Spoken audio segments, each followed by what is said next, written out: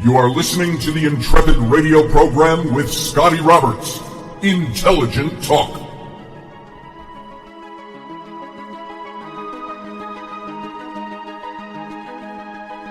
Well, happy Tuesday evening, folks. This is Scotty Roberts. Welcome to my show, the Intrepid radio program, right here on the Odyssey Radio Network.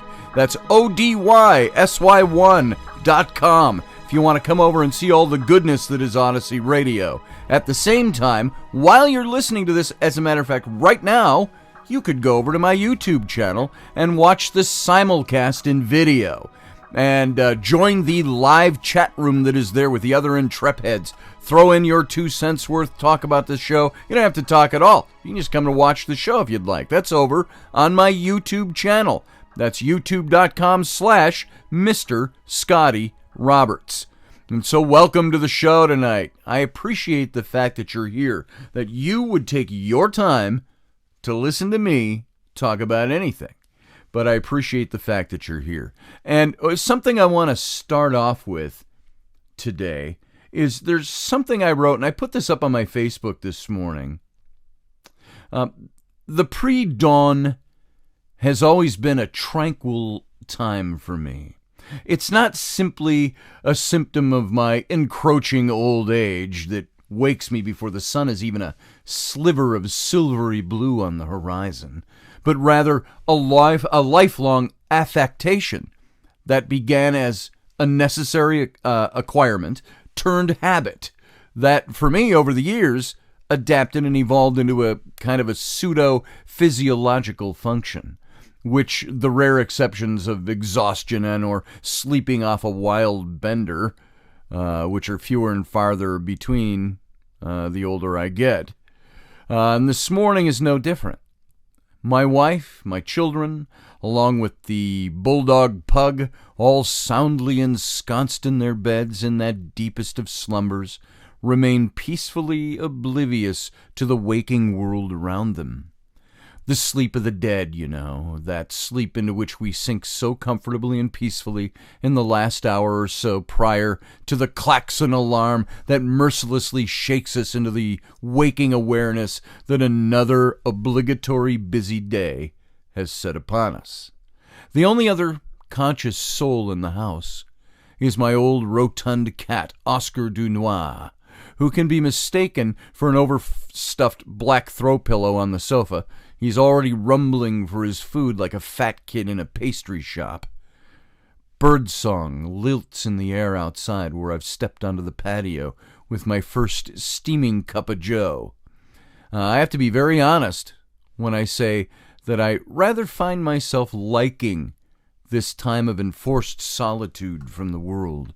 While we're warned that there's the potential plaguish demise lurking around every corner, I'm enjoying the seeming quiet that's fallen at its heels.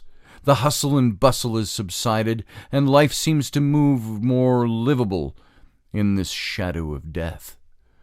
And I waved to the couple down the block as they briskly walked along the road, chattering away at each other in happy, uplifting tones. They cheerily waved back at the guy standing in his Mickey Mouse robe, cup of coffee in hand.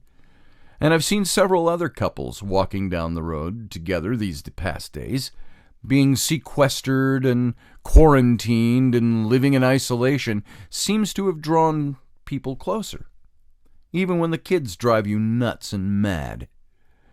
Now, I'm avoiding politics these days as much as humanly possible. I've had my fill for a lifetime. I am solemnly peaceful, and whilst I'm sure this will all soon come to an end, I'm enjoying my days before everything goes back to normal. And that was my feeling this morning. That's kind of the way I am. I don't mind all of this enforced isolation these days. It seems to have changed people a bit, for as short-lived as it's been so far. People are reconnecting. People are doing more together. They aren't going out and doing the things they have to do, the obligatory things, but they're spending more time. And like I said, watching the couples walking back and forth down my street every day, I've seen more of that in the last week than I've seen in the last year and a half. So it's kind of nice to see people reconnecting. And, hopefully we get a little bit more of that around our house, too. If we weren't constantly plagued by the small children, who my good friend Car Hagerman this morning reminded me, well, you wanted them. Yeah, that's true. They kind of popped into our lives unexpectedly. And I slap my forehead and say, well, how'd that happen? So, yeah, we have the 3 kids. But sometimes they're a lot of fun if we can sit down and have fun with them. Other times they're annoying as shit. And you just want to pack them away. And you wish it was nice enough outside for them to go outside and spend their time outdoors in the yard, not contacting other friends who will spread disease and pestilence. So I kind of like these times. It's kind of quiet. It's nice. There's nowhere you have to be anymore, at least for now. And so when it returns to normal, I think we're going to lose some of that. And so I think we soak this up while we have it. Turn off the news. Don't worry about stuff so much. And start thinking. Thinking might be the wrong word. Start experiencing the quiet. Start experiencing the time together. Stuff like that. I like that. I rather like it right now. So I'm going to kind of leave it at that at the moment on that topic. And we've been talking about personal relationship stuff.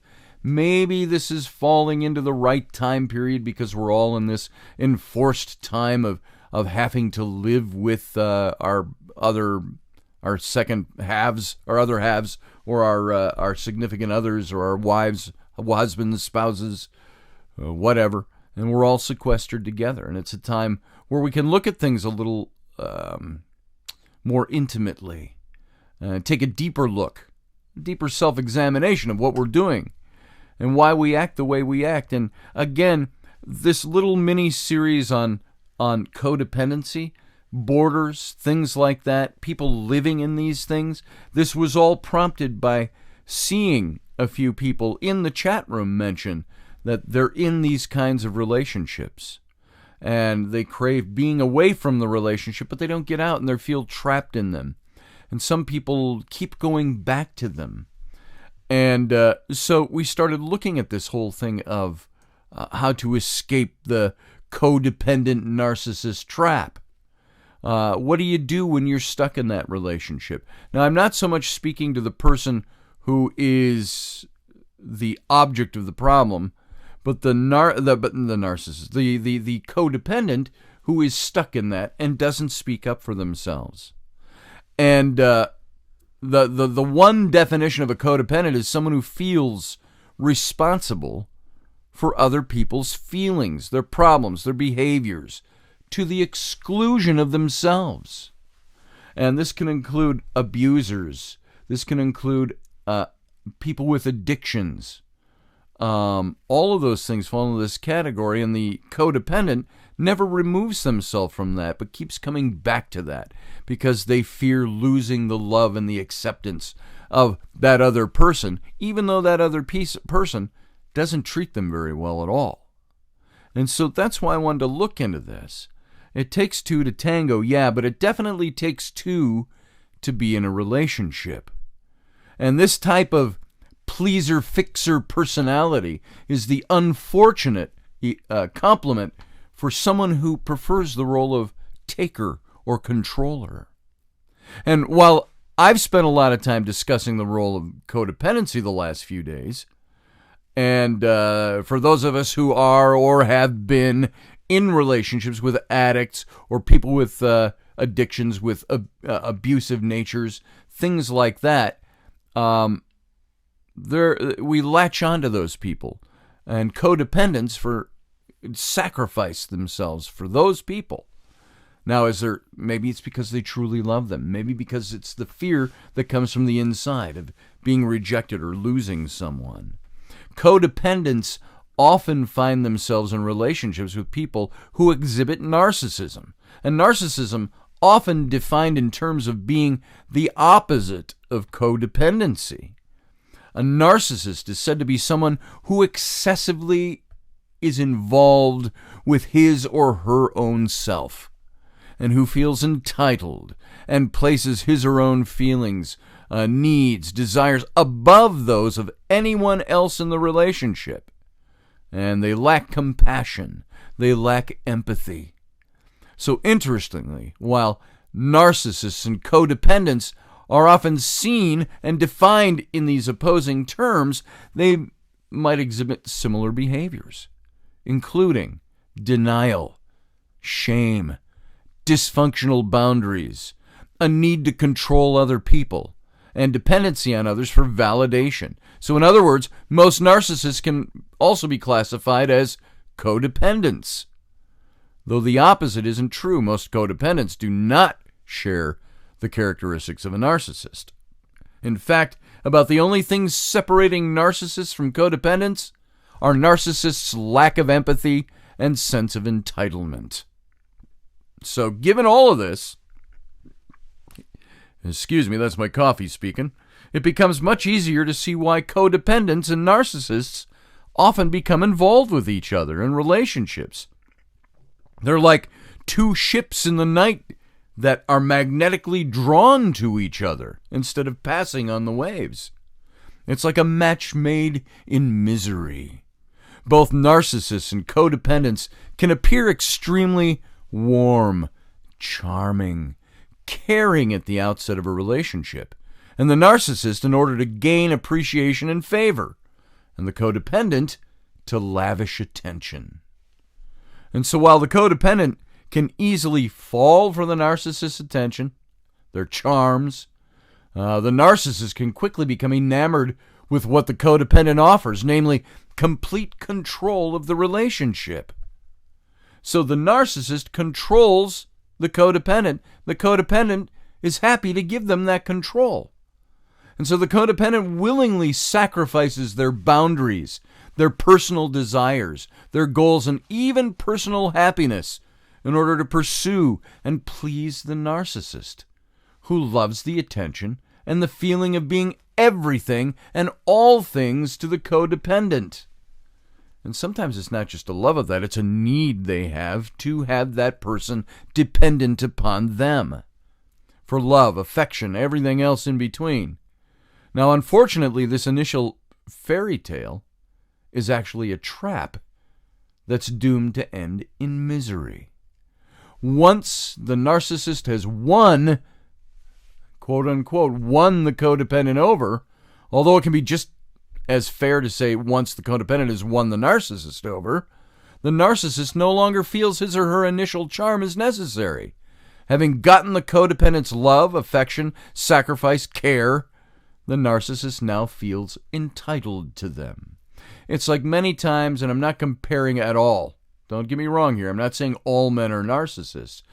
Everybody's a narcissist to a certain level and degree. We all possess narcissism to a certain degree and varying degrees. But it has been said of many men, why do men gain weight? Why do they lose the affection for their wives? Why do they do the things that are typically stereotypical of men? It's because they have conquered finding the trophy, the wife they want, the wife they need, and they start to slack after that. Romance becomes diminished. Affection is diminished. Intimacy is way diminished. And so we say this typically, guys do that. But now take it out of just the male-female roles and put it into the narcissist codependent role. The narcissist will do whatever he needs to do to win the codependent. The codependent might do everything they can to win the narcissist. But the codependent may still crave that attention and crave being the person who helps the other person, who is there to support the other person, no matter what they do or however they act, while the narcissist is the person who tends to say, I've already won the prize, now I can do whatever I want. And they tend to lack in that, and the codependent sticks with it because they need it. They kind of need each other. And so, of course, the codependent now finds themselves in an all too familiar situation. While the codependent desperately craves the love and the attention of the narcissist, initially showered on him or her, he or she will likely never experience it again from that person. The narcissist has already moved on to his or her next conquest, and the more the codependent tries to save or win back or recreate the relationship that he or she has always wanted, the more attention the narcissist receives from the codependent without having to give them anything in return continues, perpetuates, and goes on. And that relationship spirals down, but nobody ever exits the relationship as a general rule until something very extreme pulls them apart, and then it's devastating. So escaping the trap is the big question, and the big thing that many people in this situation face. Codependents don't typically see ending the relationship as an option, if only because they'd see doing so as a failure, and a personal failure at that. Remember, saving the relationship is the codependent's job. Saving the relationship is the codependent's job. The codependent sees it as his or her responsibility. The narcissist, finding it valuable to keep someone around who's willing to sacrifice his or her boundaries and self to please the narcissist, is going to continue to string the codependent along and give them just enough attention to keep the codependent's hope alive. Now, since the narcissist lacks empathy and sees nothing wrong with his or her own behavior, the narcissist has little reason to change. They just do what they do to please themselves.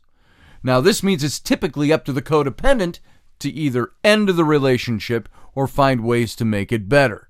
But due to the codependent's lack of self-esteem, lack of self-awareness many times, the thought of being alone is often worse than the thought of remaining in an unhealthy, one-sided, loveless relationship.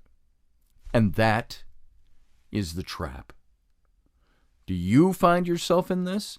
I know some of you listening tonight, some of you maybe even in the chat room, who've expressed having been in this kind of relationship. I know you're there, and I know that some of you are in that. Maybe we look at this and sometimes we water it down and we call it, are you settling for that relationship? Is that really where you want to be and what you want to be doing? We try to encourage those people to take a look. It's not that we're out to try to find ways to break marriages up. Maybe the better thing would be to try to help both parties.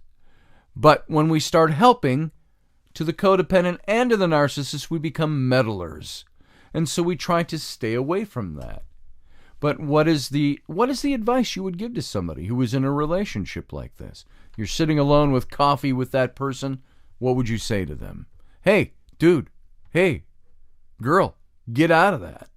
It's killing you. And so this is the trap that codependents find themselves in. Now, it's often not until the codependent reaches some sort of breaking point that he or she becomes willing to even consider getting themselves out of that relational trap. Some of you right now are thinking, I'd love to get out of this. I need to get out of this, but you won't. What is it that's keeping you from getting out of it? Is it the fear of not getting another relationship? Is it the fear of losing? Is it the fear of what people will say? And, I say to all of those things, who the hell cares? You are responsible for you. Yeah, we all have obligations. We all have responsibility for other people. I have a responsibility for my wife, toward my wife. I have obligations to her. I don't look at those as negative obligations. Same with my children. I am obliged to raise my children and to be the best dad I can be. Those are my responsibilities.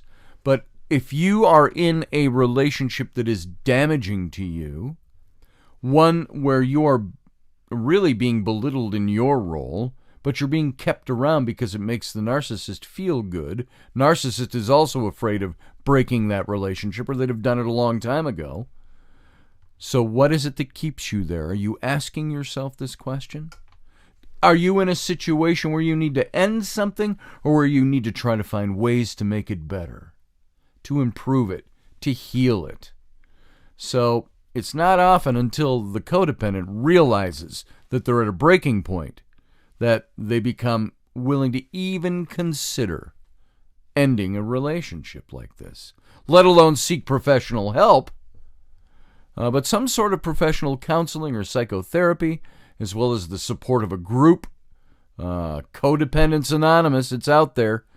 I used to attend Al-Anon a long time ago because it dealt with people in codependent situations to chemical abusers.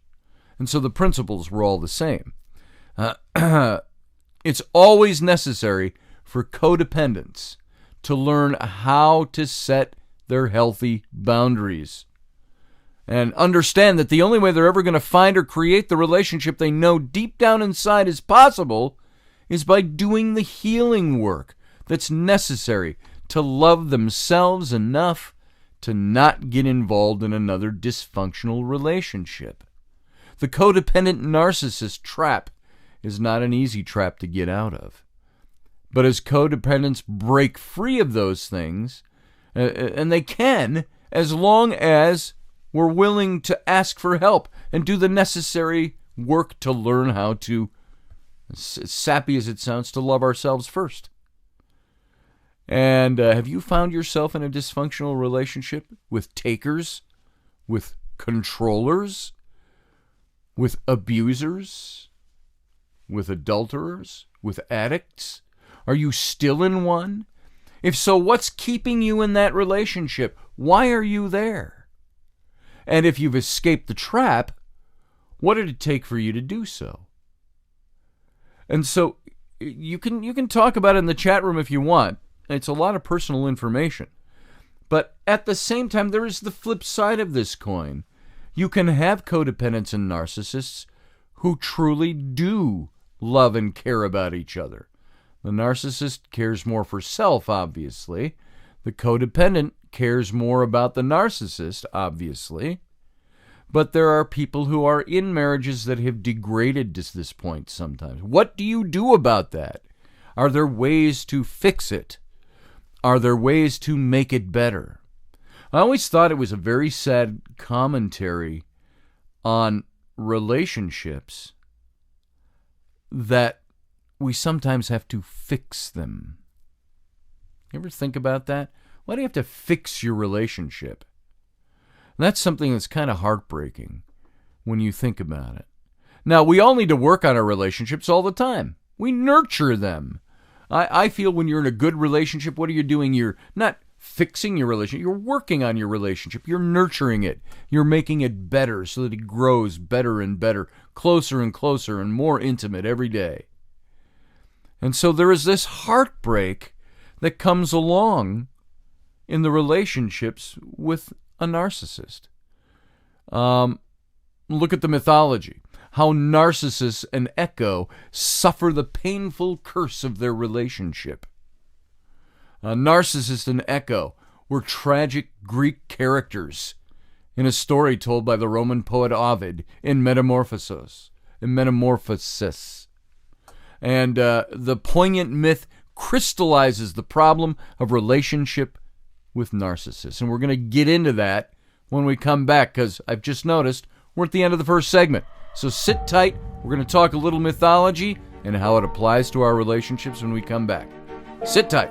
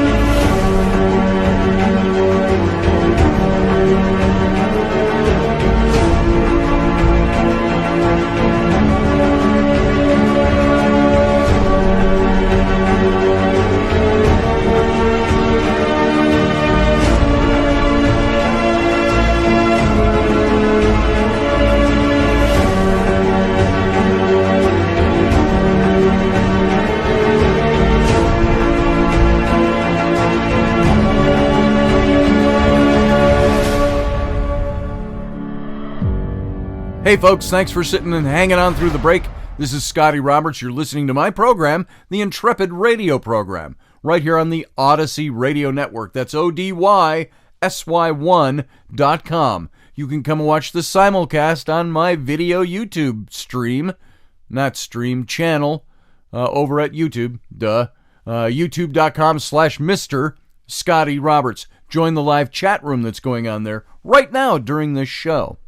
And so go check it out. Come on over. Join up. If you haven't already, subscribe to my channel over there and hit the little bell for notifications. Now, we're talking about codependency, narcissism, the trap of the relationship that people find themselves in, and, of course, narcissist. We know that word and how it applies today. We've heard it used in politics. We hear it used every day. Narcissist. You look in the mirror. Who was narcissist? He loved himself so much that all he could do was stare at his own reflection. But this came from a myth. And Narcissist and Echo were tragic Greek characters. And they were in a story that was told by Roman poet Ovid in Metamorphosis. And this poignant myth crystallizes the problem of relationships with narcissists. Sadly, both partners are locked into a painful drama where neither feels satisfied or sufficiently loved. You can already see where this myth is going. Although it's painful for both of them, the narcissist blames the cause on her partner and sees him or herself as irreproachable. And all too often, his or her partner readily agrees. Narcissus was a handsome hunter who broke the hearts of many women, and despite their love, he remained aloof and arrogant. Pridefully, he held them in disdain, all these lovers. And meanwhile, the beautiful forest nymph Echo had incurred the ire of the goddess Juno, who punished Echo for talking too much by depriving her of free expression. From then on, she could only repeat the last words of others. Echo spotted Narcissus and became infatuated. She longed for his attention, but he was fixated on himself. She tried to call out to him, yet couldn't. One day, Narcissus became separated from his hunting companions and called out, "Is anyone there?" Echo could only repeat his words. Startled, he said, "Come here," which Echo repeated. Echo jubilantly rushed to Narcissus, but he spurned her, saying, "Hands off! May I die before you enjoy my body." Humiliated and rejected, Echo fled in shame. Nevertheless, her love for Narcissus grew. To punish Narcissus for his arrogance, Nemesis, the goddess of revenge, put a spell on him. When Narcissus next noticed his reflection in a pool of water, love overtook him. He believed that he'd finally found someone worthy of his love and became entirely absorbed with his own beautiful image, not realizing it was actually his own reflection. Unable to get Narcissus' attention, Echo's obsession and depression grew. As the years passed, she lost her youth and beauty, pining for unattainable Narcissus, until she wasted away, only leaving behind her echoing voice. He eventually committed suicide, consumed by his impossible love for himself, leaving a flower in his place. Now, understanding narcissists is what I'm going to talk about here for a minute. Despite their seemingly strong personality, narcissists are actually very vulnerable underneath their protective armor. Command of their feelings and of other people is all important, because without control, they feel weak, they feel humiliated, they feel stripped of what they believe they are all about. They're drawn to someone who's emotionally expressive and nurturing, qualities they actually lack as a narcissist. Vulnerable feelings, especially shame, sadness, and fear, they push those back. They relegate them to their subconscious or their unconscious. And they've disdain for any of those kinds of things as signs of weakness, which arouses fears of being controlled or humiliated. Thus, to feel sad or lonely evokes the narcissist's need for someone else, which would expose them to hurt, rejection, and feeling inferior. They attempt to eliminate these uncomfortable feelings by demonstrating independence, courage, and strength, ideals with which they identify in themselves. So, like the myth, narcissists feel superior to others, yet they depend upon them to reflect back a positive self-image, to echo that back to them. Surprisingly, most narcissists are codependents too. They're hypersensitive to any perceived challenge to their illusion of being the best, and they often see slights and offenses where none really exist. They dread being considered a fraud, having their shortcomings revealed, their opinions of authority questioned, or their self-esteem or pride tarnished. And they're going to do whatever it takes to prop up their own image and block negative feedback. And in their arrogance, they can be dismissive, they can be rude, including projecting their shortcomings on others. They project their own shortcomings on the people closest to them. They criticize, they belittle them, they unleash their narcissistic rage, and they trying to please a narcissist feels thankless. It's like trying to fill a bottomless pit. Their inner emptiness, which they expect to fill, they expect to have others fill for them. But of course, that's absolutely impossible. They might embarrass family and friends with their boasting or their obnoxious sense of entitlement, such as monopolizing the conversations, interrupting conversations, and to obtain what they want, they just might exploit others, regardless of the consequences. And their attitude compensates for unconscious feelings of deprivation and inferiority, which become intolerable when they don't get their needs met or they get special privilege of some kind. And so at the same time, you have to understand Echo from the mythology.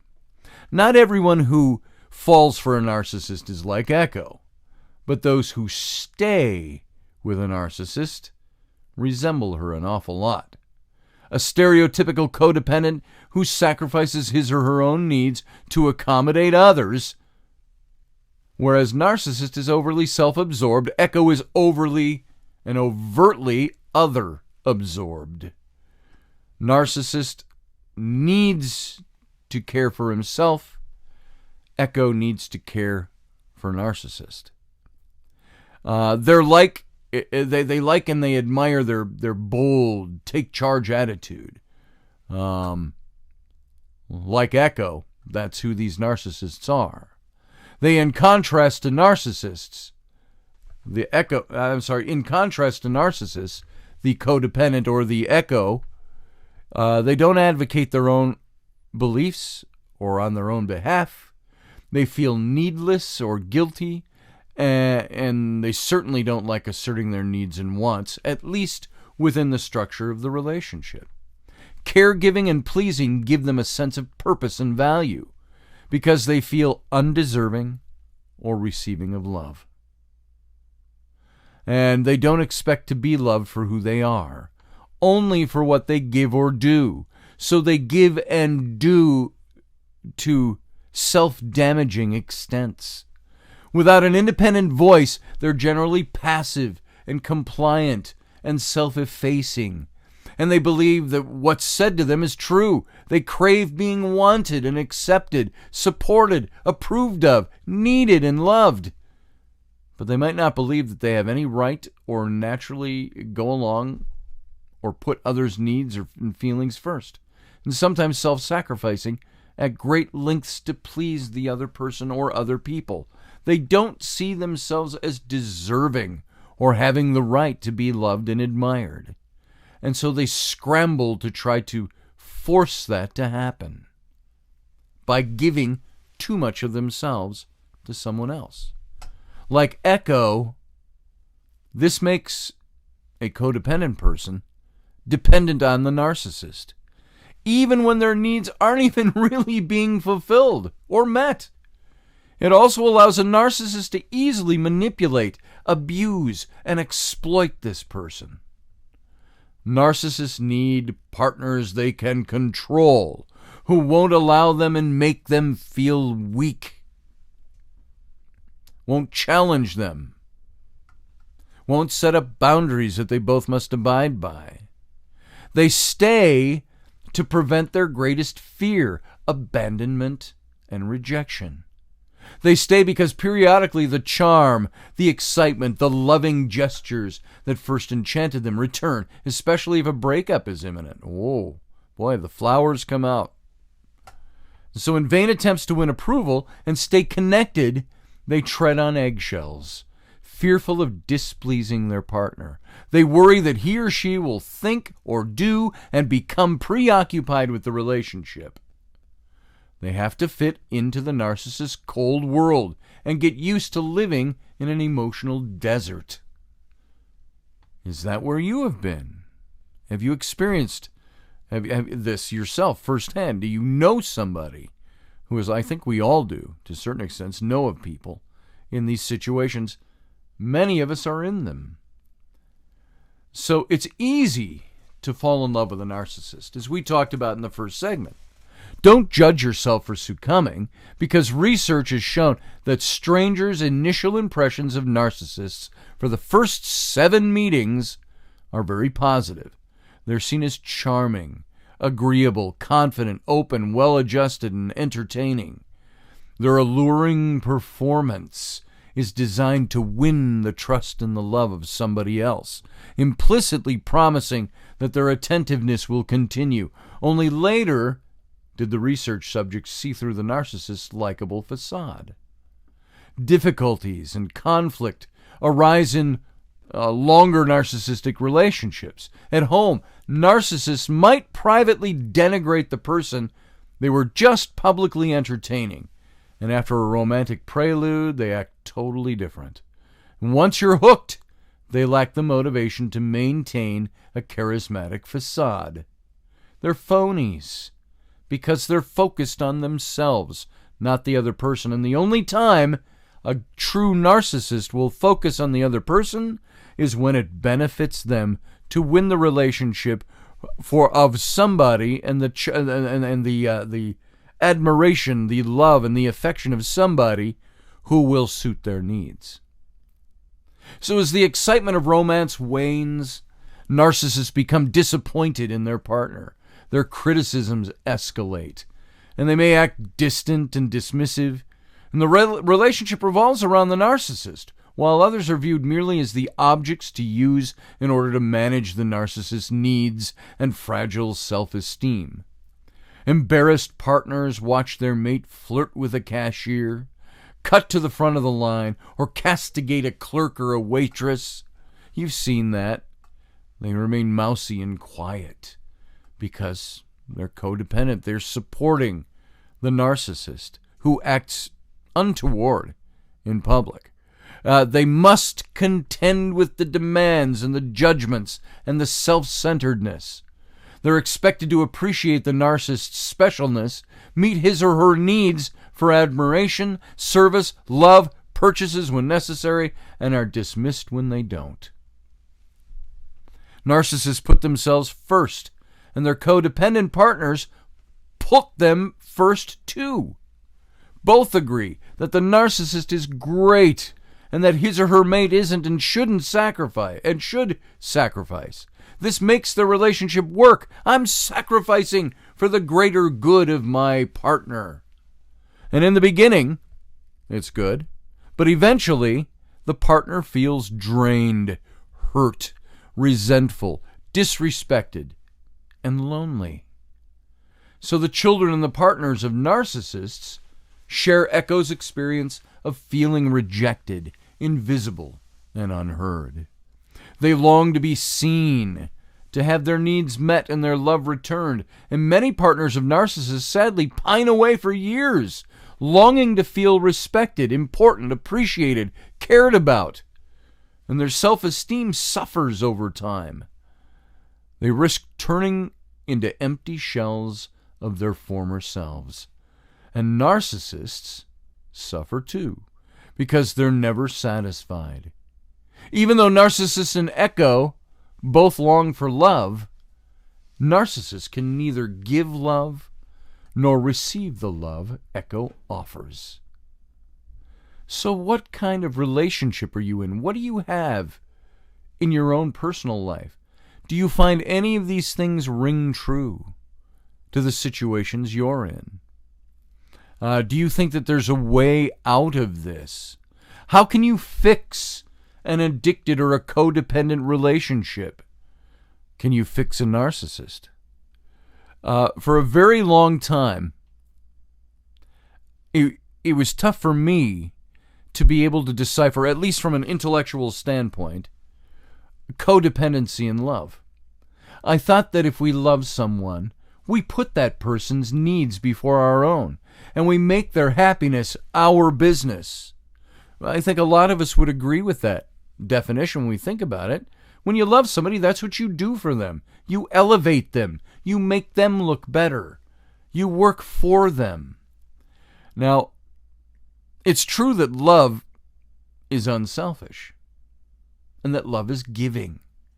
When we have children, their needs have to come before ours. We can't just run off to the bar every night and leave our kids to fend for themselves until bedtime. We put the needs of our kids above ours.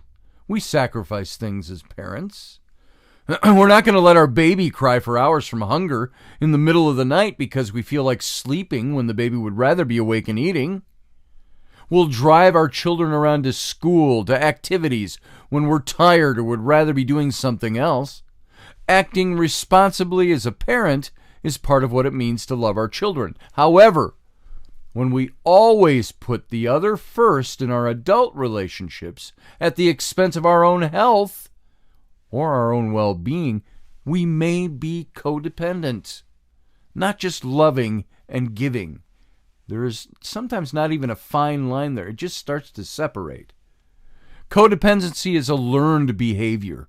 We watch the actions of our parents when we're children. If our mother or father had a problem with boundaries, was always the martyr, could never say no to people, had an unhealthy ways of communicating, we most likely learned those behaviors and brought them into our intimate relationships as we got older.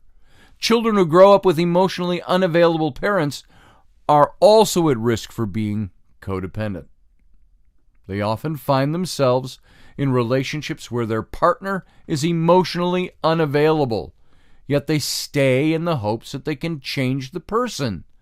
No matter what happens, they won't stop hoping that one day things are going to get better and be good.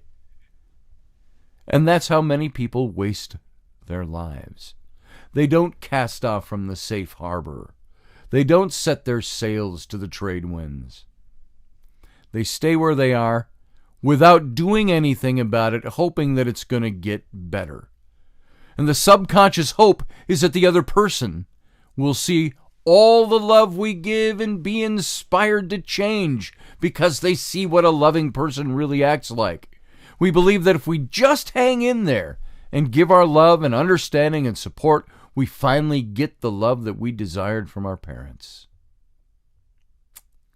This thinking is destructive if we don't have healthy boundaries that protect us from physical and emotional harm and signal to our partner that their abusive behavior is not acceptable. So you see, right away, I'm not talking to everybody. Not everybody's in an abusive relationship or in a relationship with a narcissist. Many of us are in great relationships that need constant nurturing. And we have to sometimes check ourselves and realize either I am not nurturing my wife the way I should, or she is not nurturing me the way she should. We have to check those things, and we have to find out ways to improve and do better because we love each other, because we give ourselves to each other. That's not necessarily the kind of relationship I'm talking about here. I'm talking about those troubled relationships where we have that codependent narcissist matchup, that trap. The worst part is when we don't realize what's going on. And we continue to live in a loveless partnership because we've never learned what a good partnership is supposed to look like.